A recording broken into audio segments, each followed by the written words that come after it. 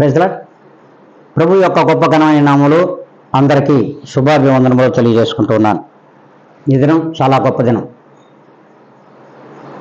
పరిశుద్ధ దినం, ప్రభు యొక్క పునరుద్ధాన దినం. మరి దేవుడు ఈ దినమున తన వాగ్దానం చేత మనందరితో మాట్లాడుతున్నాడు. 110వ కీర్తన 3వ లేఖనం. యుద్ధ సన్నాహ దినమున నీ ప్రజలు హృదయపూర్వకంగా వచ్చెదరు. స్పష్టంగా దేవుడు మనందరితో మాట్లాడుతున్నాడు. యుద్ధ సన్నాహ దినం. మరి ప్రతి దినము కూడా మరణమని ఆ యొక్క విధానంలో మనం యుద్ధంలోనే ఉంటున్నాం. మరణంతో యుద్ధం చేస్తూనే ఉన్నాం ప్రతిదినం.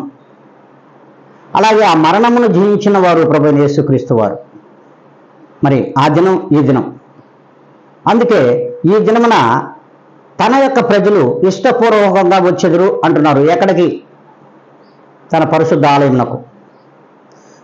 ఆలయమునకు ఇష్టపూర్వకంగా వచ్చి దేవుని యొక్క సన్నిధానంలో వారి యొక్క ప్రార్థనతో దేవుణ్ణి ఆరాధిస్తూ ఉంటారు. మరి అలాంటి దినమును మనం ఎంతమంది ఆచరిస్తున్నాం? ఎంతమంది విశ్వాసులము ఆ రీతిగా మరి ఆ దినమున ఇష్టపూర్వకంగా ఆయన మందిరాలలోనికి ప్రవేశిస్తున్నామో ఒకసారి జ్ఞాపకం చేసుకోవాలి. ప్రియమైన విశ్వాసి, మరి ఈ దినమునైనా సరే ఆదివారమున ఆయన పరిశుద్ధ ఆలయంలో ఉండాలని ఆశ కలిగి ఉన్నవా? మరి ఎందుకు ఆలస్యం చేస్తున్నావు? ఎందుకు ఇంకా మరి నిరీక్షించుచున్నావు?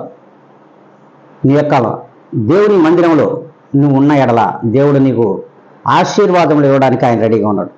మరి పొందుకుందామా? అందరూ తలలు వంచి ప్రార్థనలో ఉండాలని ప్రభు పేరట మనం చేసుకుంటున్నా.